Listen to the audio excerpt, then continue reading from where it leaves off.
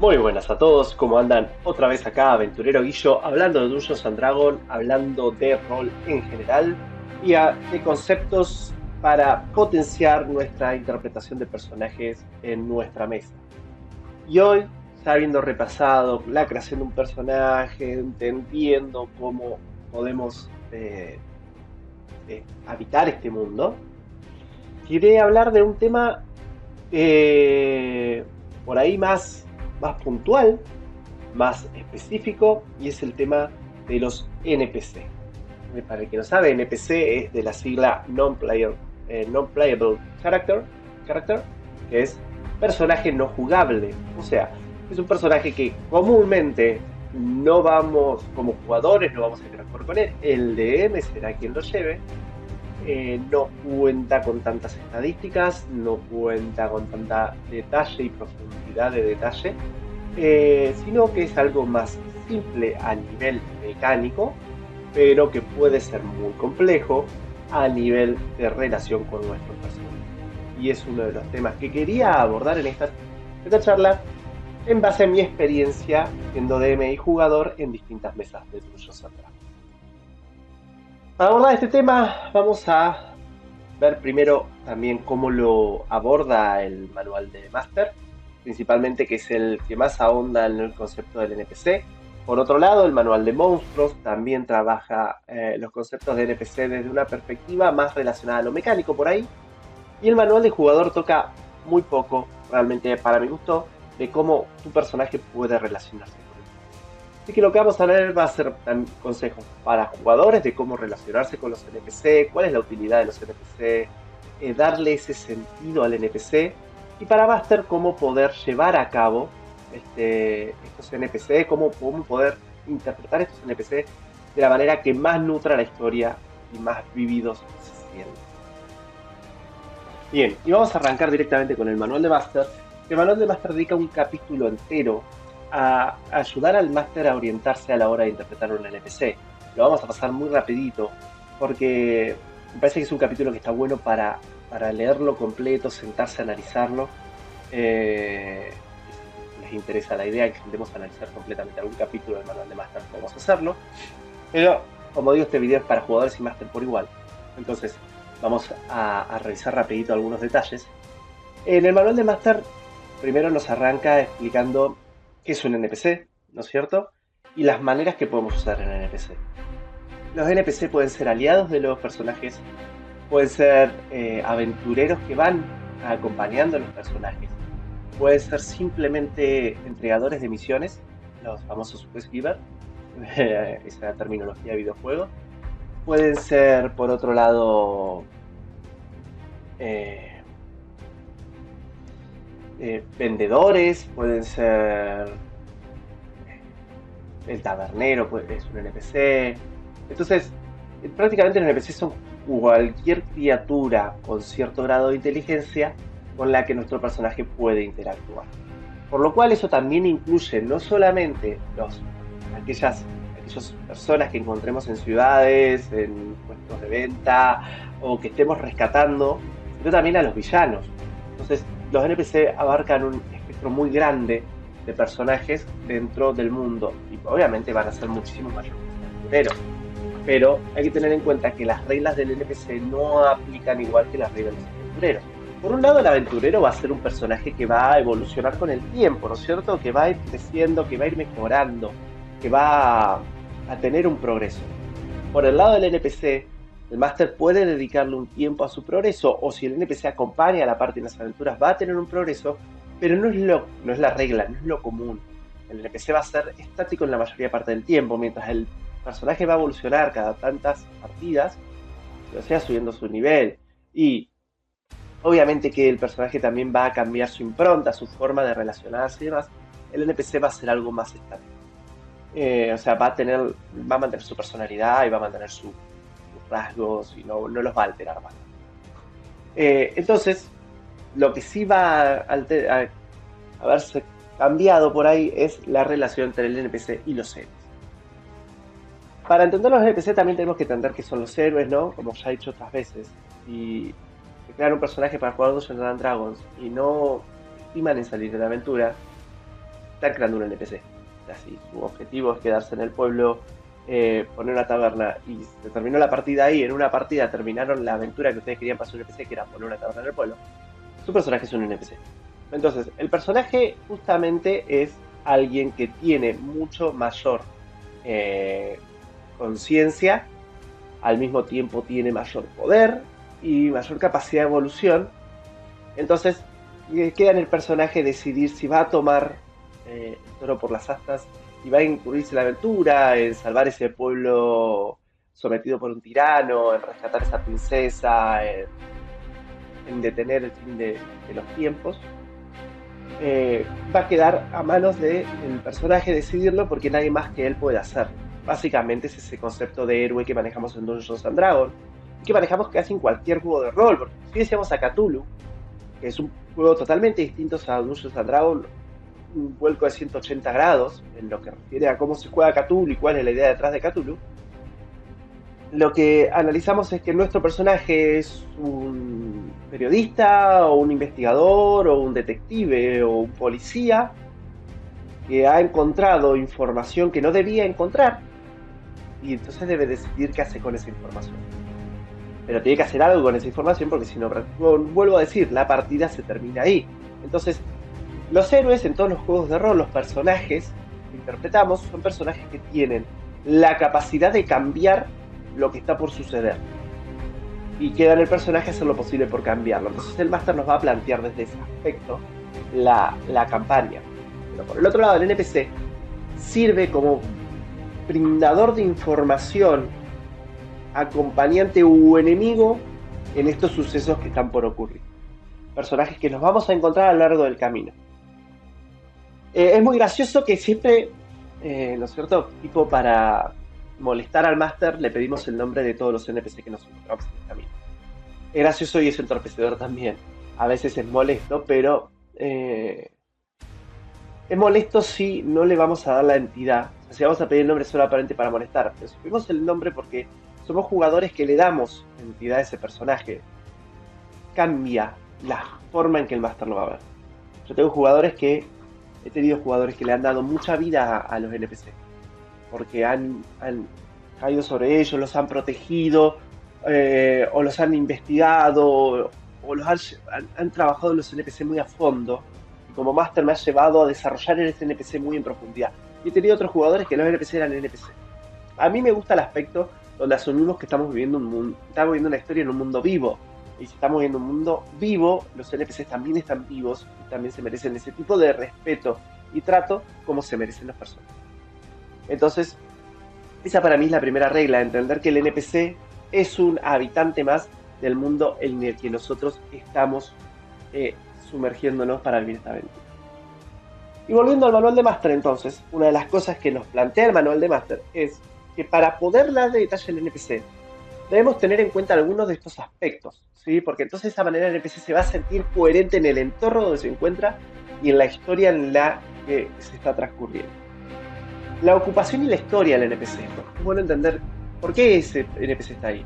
¿Por qué es un mercader que viene de otro pueblo? ¿Por qué es el tabernero? ¿Por qué es el herrero? ¿Por qué es el hijo de alguna persona pudiente?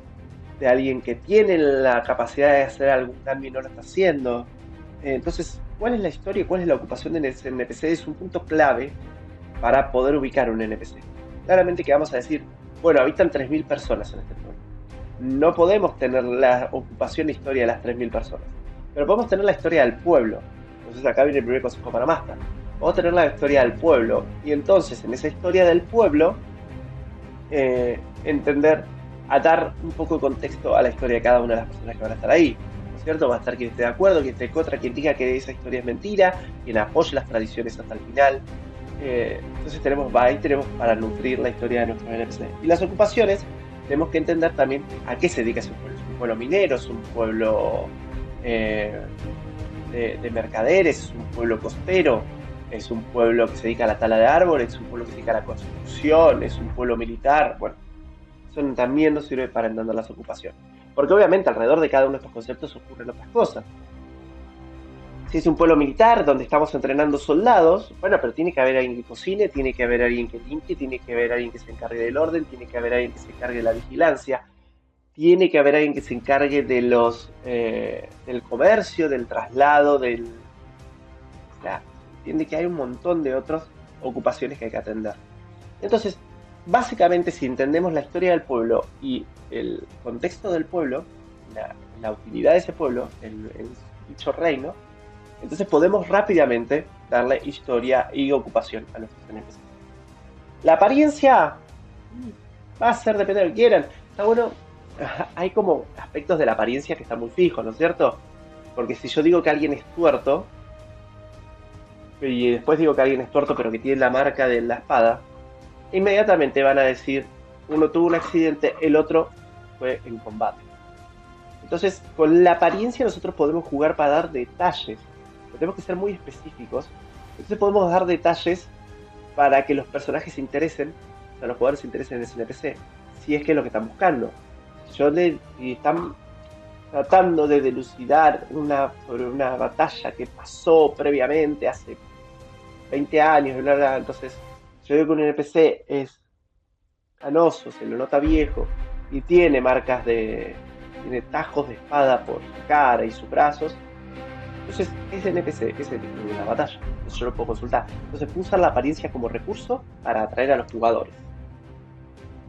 Luego podemos usar apariencias obviamente más random, pero tenemos que tratar de no pisar, porque si pisamos la apariencia que queremos dar para atraer a los jugadores que puedan continuar la misión a través de ese NPC, si la pisamos con un NPC random, vamos a tener que construir alrededor de ese NPC random algo, ¿no es cierto? Para explicar por qué tiene esa apariencia. O por ahí ya lo podemos traer a la historia. Listo. Las habilidades y los talentos, y ahí ya es donde menos poco le vamos a dar. Si queremos exactamente que tenga alguna habilidad o algún talento, lo damos. Si es importante para la historia. Y si no, normalmente los jugadores no van a preguntar por eso. Si preguntan, podemos tirar algo al azar. A no ser que tenga relevancia con la historia, realmente es algo que podemos saltearnos. Los ademanes y gestos, manipulación que hace el NPC, eso sí nos interesa darle algún tono carismático, caricaturesco, gracioso, serio. A través de los ademanes y los gestos podemos nosotros darles cierto sentido al NPC, ¿cierto? Pero pueden ser muy secundarios. Yo puedo decir que tengo un NPC que lo quiero pintar como un guerrero que peleó muchas batallas y demás. Entonces claramente tiene que ser alguien tosco, porque lo que te termina generando la batalla es esa ¿cómo explicarlo? Esa personalidad, ¿no? Acá ves constantemente tus compañeros morir y demás, terminas volviendo a alguien cerrado.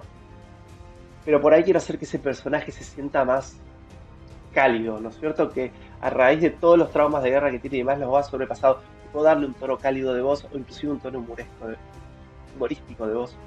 Y el NPC va a bajar varias tintes y los personajes se van a sentir más afianzados a hablar con él. Y por ahí rompemos un esquema con eso, a la vez que le damos algo de diversión a la mesa. Las interacciones con otros, podemos plantear que si nos sirve para todo esto, si nos sirve para continuar la historia, si nos detenemos a que cada NPC tenga estas cosas, obviamente vamos a tener un problema. Y si como jugadores pretendemos que cada NPC tenga estas cosas, obviamente no estamos interesados en la historia. Entonces hay que tener en cuenta estas cuestiones a la hora de pensar por qué soy tan insistente con ver cada maldito detalle del NPC. Estoy evitando insultar, como verán en mis videos. Entonces, si vemos que nos interesa plantear las relaciones, ¿no? Cómo se lleva el herrero con el tabernero y cómo se llevan con el cocinero y cómo se... Bien, lo planteamos. Tiene algún sentido. Si no, simplemente podemos tirarlo al azar. Entonces nos preguntan, ¿y cómo se lleva el herrero con el tabernero?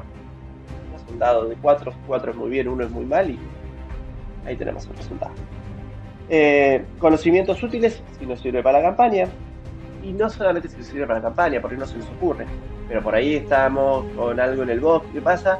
Entonces van a hablar con el leñador y no se nos ocurrió, porque nosotros pusimos todo en la guardia montaraz, todas las cuestiones importantes a la misión, y por ahí el leñador puede haber visto algo. Entonces, como jugadores, tenemos que pensar quién tiene relación con lo que nosotros estamos interesados en hacer e ir directamente hacia este NPC. Como máster puede ser que no se te ocurra que tal NPC tenía que tener relación. Entonces podés construir algo a través de ese NPC. Pero tiene que haber una relación, ¿no? O sea, ir a preguntarle, no sé, al guardia Montaraz, que está en el bosque, que está controlando que los lobos no avancen sobre las granjas, y sabe qué está pasando en el puerto, medio tomado de los pelos. Si queremos saber qué pasa en el puerto, le podemos preguntar o a alguien del gobierno, o a algún mercader, o, ¿se entiende? O ir a la policía local para ver qué pasa en el puerto. Entonces tenemos que tratar de relacionar quién sabe qué. Y como jugadores tenemos que tratar de decir, bueno, este debe saber eso e ir con él. Los ideales, las falencias, bueno, todas esas cuestiones van a darle mucho profundidad al NPC, entonces van a depender de cuánta profundidad le queremos dar al NPC. Principalmente la ocupación, la historia y el conocimiento si es necesario, secundariamente la apariencia y por último todo lo demás. Sí, pero esos son los puntos que nos tienen que preocupar de un NPC. Y no el nombre por ahí, no el nombre. Pero bueno. Y luego el manual nos da un montón de explicaciones respecto a cada uno de esos elementos. Luego, las estadísticas, como dije, el NPC no va a tener tantas estadísticas. Cuando tengamos que hacer una tirada, tenemos que asumir. Si dijimos que tiene una apariencia fuerte, entonces le damos, no sé, un 2 o 3 en el modificador de fuerza. O parecía alguien ágil, le damos un 2 o 3 en el modificador de agilidad. Y todo el resto podemos usar 0. Si es alguien muy tosco, podemos usar negativo en carisma. O si es alguien que está tuerto, podemos usar negativo en percepción y cosas por el estilo. Y ser básicos, ¿sí? Ser básicos con esos valores. Y como jugadores entender que si esos valores no hay que indagar tanto. Obviamente que si es el boss final, un boss intermedio o villanos específicos o NPCs específicos, ¿no?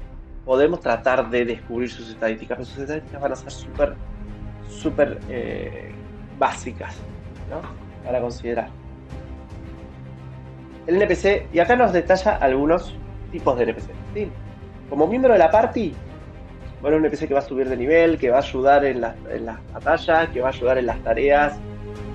Comúnmente este es el que le llaman el babysitter o la niñera, ¿sí? Es un NPC que el máster va a poner para guiar a los personajes en el camino. Lo que hablamos el otro día, el railroading. Bueno, es un NPC que va a ayudar a que el railroading avance, ¿sí? Bueno, también puede ayudar a parties nuevas, como un compañero de bajo nivel, para que la party pueda entender cómo se combate o cómo se busca refugio o cómo se atiende tantas cosas. Por otro lado tenemos los NPC que son del tipo escudero, ¿sí? NPC mochila, que lo que nos sirven son NPCs contratados, ¿sí? Nosotros como jugadores podemos contratar NPC para que nos lleven la carga, para que la cuiden cuando estamos metiéndonos en una dungeon o entablando combate. Podemos contratar NPC para que hagan las guardias en la noche, podemos contratar NPC para que nos acompañen en la aventura, para que nos protejan, NPCs para que se encarguen de, no sé, por ejemplo, identificar objeto mágico. Entonces ese NPC tiene identificar objeto mágico, solamente tiene ese conjuro, y vamos a usar todos sus slots de conjuro en identificar objetos mágicos, vamos a llevar las gemas que tengamos que llevar para identificar. Entonces tenemos un NPC que no gasta el slot de conjuros nuestro, se encarga de identificar los objetos mágicos. Es un ejemplo. Está bueno entender que existe la posibilidad de contratar NPC. Y los podemos equipar, y los podemos armar, ese es un NPC más orientado a los jugadores, que los jugadores van a decidir cómo lo van a armar a ese NPC. Tenemos el NPC extra, que es todo lo que hablamos, ¿no? El tabernero, el montaraz, el policía, bueno. Todos esos son NPC extra que pueden estar para brindar información, para darle más color y viveza, más color y hacer sentir más vivo el mundo. Para eso están todos los NPC. Y luego tenemos, y también para dar misiones. O para dar contexto a las misiones. Y por último tenemos todos los villanos. Los villanos justamente son, que se dedica un espacio muy grande el manual de Máster a construir los villanos. Son los villanos. ¿Sí? Pueden ser tanto el boss final como los boss intermedios. Está bueno armarlos bien. Este es un capítulo muy lindo para leer, porque está bueno armarlo bien, entender el motus de por qué es un villano, por qué se va a oponer a la party, qué está buscando, qué es lo que requiere, ¿sí? Y comúnmente el villano va a romper, comúnmente el otro NPC no, pero el villano va a romper las reglas del juego. ¿Sí? No podemos pretender como jugadores que el villano corra con las mismas reglas que nosotros vemos en el manual de jugador, porque hacer 4 contra 1 en una partida normal, el villano va a quedar en desventaja, entonces va a tener reglas específicas para él, para poder combatir a la partida y no quedar en desventaja. Y eso más que nada son los tipos de NPCs que hay, y hay ejemplos de NPC villanos y ejemplos de todo tipo de NPC en el manual de Master. Que como digo, es un manual muy interesante para leer en esa parte, para nosotros poder armar NPCs que se sientan interesantes, ¿sí? Que la party diga, yo quiero hablar con él, quiero preguntarle su nombre, quiero saber de su historia, quiero saber por qué está acá. Bueno, todo eso nosotros como Master tenemos que darle todo ese colorido. Y los jugadores también como jugadores, para que el Master también dedique su tiempo a armar estas cosas, tienen que entender que los NPCs son parte viva de ese mundo que ustedes están sumergiendo. Porque es como un ida y vuelta.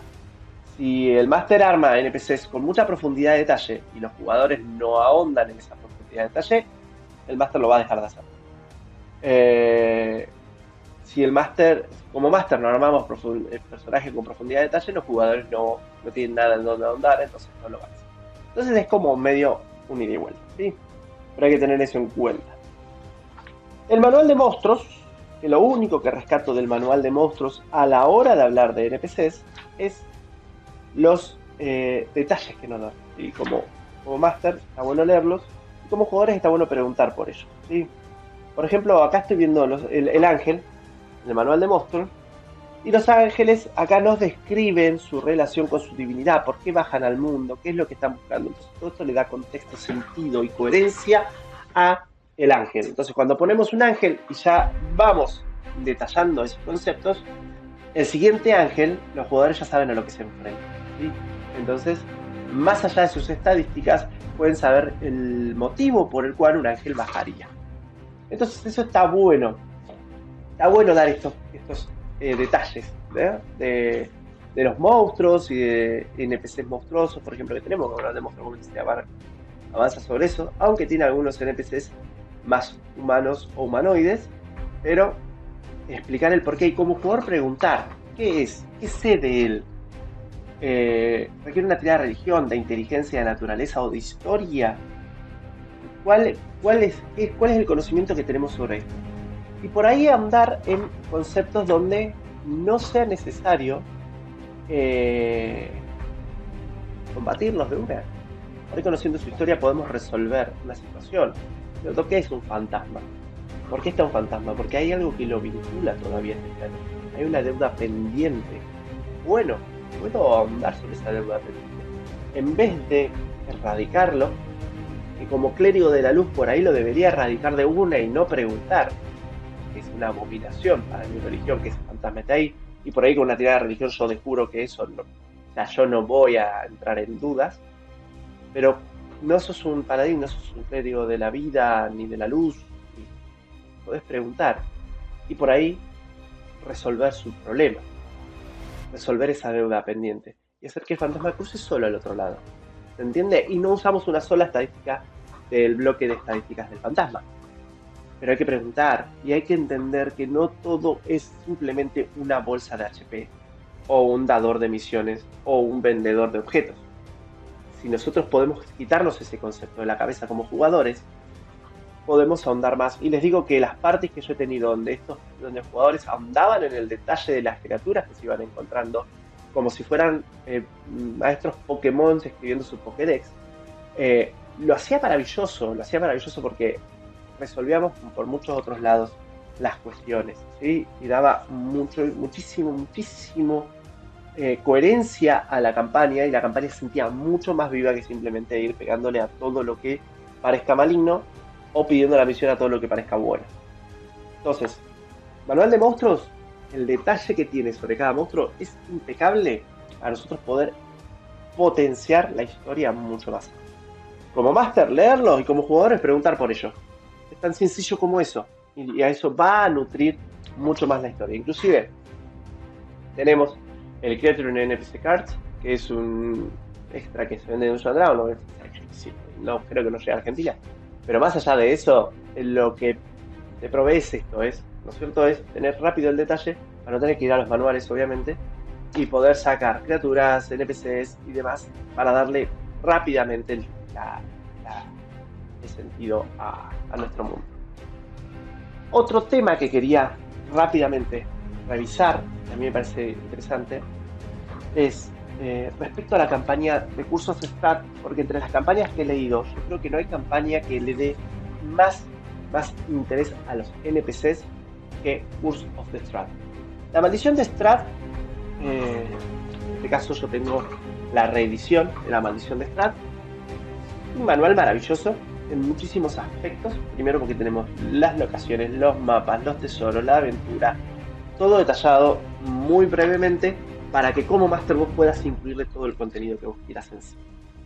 Pero, hablando de este concepto de los NPC, una de las cosas que tiene la maldición de Strat, cuando te habla de un NPC, por ejemplo, vamos a sacar alguno de los primeros, cuando te habla de algún NPC, lo que te dice, por ejemplo, acá tenemos los Vistana, y a la hora de tocar sobre el tema de los Vistana, nos explica su historia, ¿sí?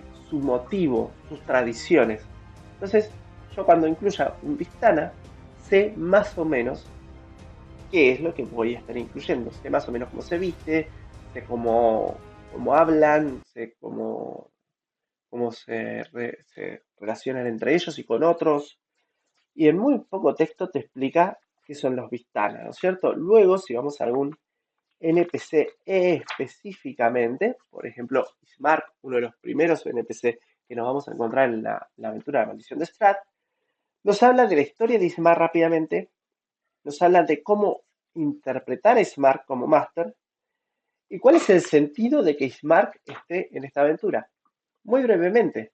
Entonces, fíjense, y esto pasa con cada NPC importante, y hay muchísimos NPC importantes en la maldición de Strat, cada NPC tiene su pedazo de lore breve, pero que nos da lo necesario para nosotros interpretar como Master ese personaje y como jugadores para poder entender por qué ese personaje está ahí o qué es lo que me está ofreciendo ese personaje. Entre otros personajes, por ejemplo, tenemos a Van Richten, tenemos a Irina Coliana, no me puedo acordar el nombre de Esmeralda, tenemos a Esmeralda también, que son NPCs que van a ir conociendo la historia y que tienen su motivo, tienen su personalidad, tienen su forma, todo para estar en la maldición de Strat. La maldición de Strat es muy completa en NPCs y para aquellos Master que quieren ahondar en una aventura donde los NPCs tengan un peso muy importante, la recomiendo un montón, ¿sí? Porque va a llevar a que los jugadores los va a obligar un poco a relacionarse e interactuar con los NPCs para poder resolver el misterio detrás de la maldición de nuestro queridísimo Strat. Igual el que le diga querido a Strat tiene un complejo de... no me sale ahora el nombre de esta localidad. Pero bueno, entienden de qué hablo. Y bueno, y la maldición de Strat no viene sola, sino que también viene con la reedición, con criaturas del horror. Y criaturas del horror habla principalmente, obviamente, de toda criatura con un bloque de estadísticas importante para tener en consideración. Y entre esas criaturas también nos da un poquito de detalle de cómo interpretarlas. Entonces, acá tenemos los NPCs como tales, pero acá, por ejemplo, tenemos, no sé, para no mostrar mucho, las brujas de Barovia, y como vemos, la bruja de Barovia tiene un cuadro de texto bastante amplio. ¿Por qué? Porque nos explican qué hacen en esta ubicación de Barovia y qué es lo que las motiva y cuáles son su relación con las otras criaturas de Barovia. Entonces de esa manera nosotros podemos hacer una relación. ¿Por qué? ¿Qué pasa si nuestra party levantó una criatura que esté en contra de tal grupo de criaturas? Bueno, cuando nuestra party llegue, obviamente si yo conozco esta relación, esta interacción entre estos dos tipos de criaturas, puedo generar la hostilidad que va a impedir que la party se relacione con estas criaturas. Entonces, nada, mucho contenido para leer interesantísimo, la maldición de Strat, pero que me provee un montón de cosas. Y luego de la maldición de Strat salió la guía de Van Richten, ¿sí? a Ravenloft. Ravenloft es el setting donde se ubica Barovia y que es otro concepto interesante de NPCs. Como para ahondar en este concepto de los NPCs, son libros muy interesantes. Por ejemplo, no sé, nos vamos a la localidad de Balakan, que es un territorio dentro de Ravenloft, y rápidamente al irnos a la localidad de Balakan nos hablan de que no encuentre, porque cada uno de estos dominios, de estas localidades, tiene a su líder, y de su líder, nuevamente, bueno, no se ve muy bien, pero de su líder me habla durante vastos cuadros de texto, explicándome quién es, qué hace, cuál es su poder y también su motivo, su personalidad, su profundidad. Entonces, fíjense que hay mucho contenido en base a los NPC. Porque los NPC en definitiva van a nutrir la historia. ¿Sí?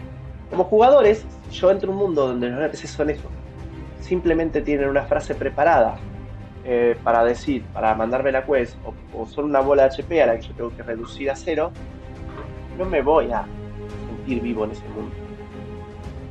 Como jugadores yo puedo motivar que esos NPCs se sientan más reales. ¿Cómo lo motivo? Haciendo las preguntas y dándole la entidad correspondiente. Como máster yo puedo hacer que esos NPCs se sientan más reales dándole estos pequeños conceptos que analizamos en este video. Dijimos, bueno, la historia, la ocupación, ¿no? La apariencia, su relación con otros. Todo eso le va a dar un montón de vida al NPC y va a ayudar a que nuestros jugadores se sientan sumergidos en un mundo más interesante. De no ser así, estamos nuevamente solamente jugando un videojuego, ¿no? Donde las fases están preparadas, yo ataco y lo reduzco a cero. La idea de Dungeons and Dragons nunca es ser un videojuego, ¿sí? Siempre es dar una experiencia de interpretación lo más vivida posible a través del teatro de la mente, que es nuestra imaginación. Y como última perlita que dejo respecto al tema de NPC es el Goblin, ¿sí? Esta criatura que tenemos acá es un Goblin asesino que muy factiblemente, como todo meme que vemos de Dungeons and Dragons, termine siendo adoptado por la party y siendo un compañero de los mismos. ¿Por qué tenemos este aspecto hacia los Goblins? Lo desconozco totalmente, pero se han inventado miles de historias alrededor de los Goblins. Cuando son unas criaturas bastante aterradoras, en verdad. Pero de bajo nivel. Entonces creo que esa cuestión de bajo nivel, que en algún punto el Goblin pierde presencia como una amenaza hacia los personajes, es donde el Goblin ya adopta una cuestión más tierna y más cariñosa y la terminamos adoptando. El Goblin es un personaje llama la atención en Dungeons and Dragons porque pasa esto, o sea, los niveles bajos un Goblin puede ser letal, una banda de Goblins ni hablar, el mago puede caer muy rápidamente ante un solo Goblin, y en los niveles altos los Goblins dejan de representar cualquier tipo de amenaza. Pero son una criatura inteligente, una criatura con la que se puede dialogar mínimamente, con la que vos podés negociar, con la que podés llegar a un trato. Entonces, comúnmente los jugadores van a intentar, o sea, si hay una amenaza Goblin, la van a ir a erradicar de una eliminando a los Goblins. Algunos, menor cantidad de jugadores, van a tratar de negociar con los Goblins o entender qué pasa detrás de los Goblins. Y otros jugadores van a tratar de, al ser una raza numerosa, el día de mañana pueden ser un ejército que yo pueda utilizar. Entonces van a adoptar un Goblin. Son criaturas pequeñas, fáciles de infiltrarse en cualquier lado, y como nadie quiere jugar al Hobbit, tener un Goblin de aliado es una de las herramientas más útiles que van a encontrar en su página. Pero es el personaje por preferencia a la hora de hablar de relación con los NPC. Puede ser un villano, pueden ser una banda de enemigos, pueden ser contratados, pueden ser aliados y raramente sean quest givers, pero pueden ser comerciantes, porque el Goblin roba y por ende tiene muchas cosas en su haber que puede comerciar. Y bueno, entonces les dejaba este concepto de NPC muy completo que van a ver comúnmente en sus parties.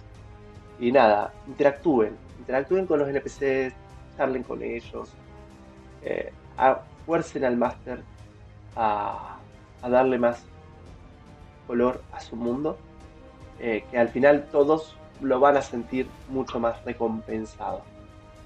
Este fue Aventurero Guillo hablando de los NPC un poquito.